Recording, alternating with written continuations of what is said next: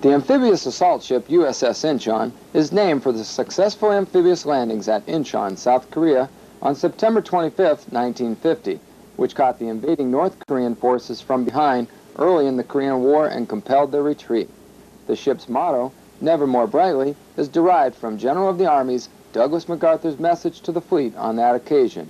The Navy and Marines have never shone more brightly than on this morning. Built in Pascagoula, Mississippi by the Ingalls Shipbuilding Division of Litton Industries, Incheon was commissioned on June 20, 1970 at the U.S. Naval Shipyard, Portsmouth, Virginia. She is the seventh and last of the Iwo Jima class of amphibious assault ships. Her keel was laid on April 8, 1968, and Incheon was launched on May 24, 1969. The mission of amphibious warship Incheon is to support assault from the sea against defended positions ashore. She must sail into harm's way and provide a rapid buildup of combat power ashore in the face of opposition and under arduous conditions. This is done by utilizing the CH-46 Troop Transport Helicopter and CH-53 Echo Super Stallion Heavy Cargo and Troop Transport Helicopter. Providing air support is the Cobra Attack Helicopter and the Huey UH-1 helicopter, serving as command and control, as well as the platform for search and rescue. The overall length of Incheon is 602 feet, with a beam of 84 feet at the waterline. Carrying a full load, Incheon displaces a considerable 18,000 tons and has a draft of 26.5 feet. The ship is equipped with a single screw with a hub weight of 47,000 pounds. Providing the power to turn the screw are two boilers producing steam at a pressure of 600 pounds per square inch at superheated steam pressures of 850 degrees. 112 shaft horsepower, equivalent to the drive shaft power in your automobile, amounts to 23,000 ship's horsepower, allowing all 18,000 tons of Incheon to sustain a very respectable speed of 23 knots. The ship's electrical power is provided by two steam-driven turbo generators and two diesel-powered emergency generators, which provide a combined capacity of 8 million watts. Two evaporators, each capable of distilling 50,000 gallons of fresh water daily, produce enough water for each man to use 25 gallons of the precious commodity a day. For defense, Incheon carries two twin-mount 3-inch 50 caliber cannon positioned forward and aft on the starboard side. Moreover, she also packs two deadly basic point defense surface-to-air missile systems, also located topside, one on the after port side and the other just forward of the bridge. Additionally, Incheon packs a powerful anti-air punch with the incredible close-in weapon system. CWIS, capable of firing at 3,000 rounds per minute, is a standalone autonomous weapon, located one forward starboard and one aft port. Also, Incheon has 50 cal Browning machine guns, which are used for small boat defense. Another form of aerial weaponry is supplied by the Cobra Attack helicopters and occasionally AV-8 Marine Harrier jump jets. Supplies S2 and S5 divisions are responsible for the preparation of over 5,600 meals daily. Navy and Marine Corps cooks work virtually around the clock, ensuring good wholesome food is served on time daily to the crew and troops on board Incheon. This is no small task, considering that in the course of a month, approximately 11,000 loaves of bread, 5,000 gallons of milk, 4,000 gallons of coffee, 18,000 pounds of meat products, and over 3,000 dozen eggs are consumed.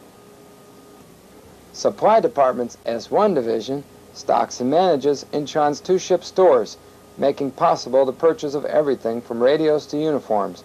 In all, over 35,000 line items are stocked with an inventory value in excess of $19 million. The monthly payroll, when deployed, averages $500,000, and the ship's store sales are in excess of $60,000 per month. Over 3,000 haircuts are provided, and in excess of 10 tons of laundry is cleaned every month.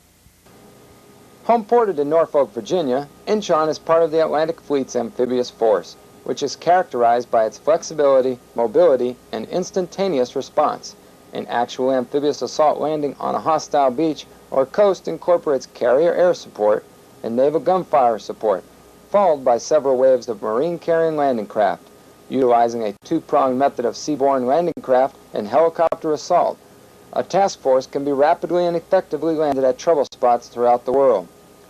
As an amphibious assault ship, Inchon is designed to be a platform from which helicopters are launched and landed. The flight deck is equipped with 7 spots for takeoffs and recoveries.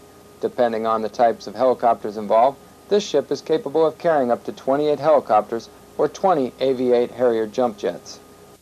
During an actual assault, the Marine helicopters come under the cognizance of the air boss. He has a big burden on his shoulders in his hectic job of controlling and coordinating the huge troop-carrying CH-46s and CH-53s along with the Cobra attack helicopters. All air traffic within a 5-mile radius come under the air boss's jurisdiction. Working with him is a precision team comprised of both the air and operations departments. A typical day's evolution during an assault begins hours before daybreak and continues non-stop throughout the day as helicopters shuttle troops and equipment to the beach. Assisting in this type of operation is Inchon's own search and rescue helo, which carries a 4-man crew and which may include hospital corpsmen and rescue swimmers.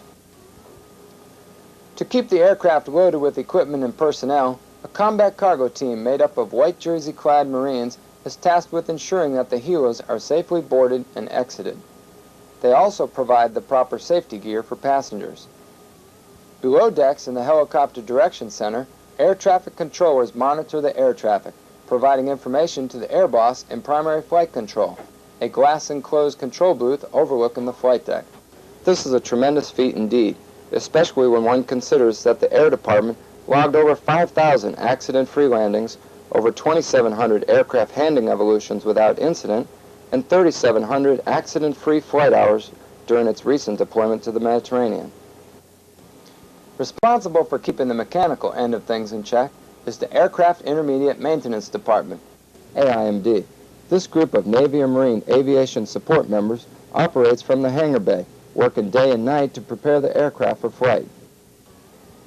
Responsible for the 500,000 gallons of JP5 distributed are the Aviation Bosun fuelers in the purple jerseys. Another segment of the pit crew comprises the Aviation Bosun handlers, clad in yellow and blue shirts. They move the helicopters to the different spots on the flight deck and to and from the hangar bay. The crash and salvage crews, donning the red shirts or metallic-looking protective fire suits, stand ready in case of a mishap. Together, all of these team up to form as fine an air crew as the Navy has to offer. Inchon carries enough diesel fuel in her tanks to circle the globe without refueling at a sustained speed of 17 knots. However, when underway, she relies upon supply ships for fuel and supplies. The deck force is heavily used during this arduous evolution, known as underway replenishment. Unreps can last for hours as the 2 ships involved steam parallel to each other. Another means of replenishment at sea utilizes helicopters instead of lines and hoses, the helos shuttling cargo from the supply ship to the flight deck. The navigation department is charged with plotting course and speed to safely reach our destinations. They also maintain and upkeep charts of the world's waterways. The communications department keeps the ship in contact with the world around it. They also, in a way, keep the old Navy and the new Navy as one Navy. The oldest means of communication, flashing light, semaphore, and signal flags, are used along with today's high-tech electronic radio gear. At sea, Inchon encloses a self-sufficient society, complete with a post office, a dispersing office, 2 barber shops, 2 ship stores, and of course messing facilities. Radio and television are broadcast for 16 hours a day while the ship is underway, and an up-to-date nightly newscast keep the crew aware of world events. The evening movies are a big morale booster which offer a well-deserved break to the seafaring sailor. Another and more rewarding pastime can be found in the weight rooms, condensed gymnasiums that help keep bodies trim in a fraternity of athletes. The medical department aboard is comparable to a small community hospital. The many types of treatment available to the Marine or sailor range from routine physicals to surgery. The sick bay, as it is called on the ship, has full pharmaceutical services, 2 well-equipped operating rooms, an X-ray suite, a 2-bed intensive care unit, a laboratory, and an inpatient ward of 12 beds. In time of need, an extra 120 hospital beds can be added in an hour's notice. Because of her facilities, Inchon serves as the Amphibious Ready Group's primary medical receiving ship. The department also medically supports Marines ashore and as part of a multinational peacekeeping force, Inchon provides medical attention to the civilians she evacuates from troubled countries. Inchon's dental department consists of 2 dentists and 4 dental technicians while deployed, and is equipped with the most modern dental equipment available to handle any possible emergency. While Inchon was serving off Beirut in Liberia, her medical department not only provided its valuable services to our Marines and sailors, but also to the many refugees who were evacuated from these troubled spots. The ship's chaplain serves the spiritual and personal needs of the men, and has his office next to the library. The latter serves not only as a library, but as a place of worship, Bible classes, and a convenient meeting room. With the solid crew behind her, USS Inchon continues to excel whenever called upon to serve. As a proven asset in the Atlantic Fleet, she steams onward, never more brightly.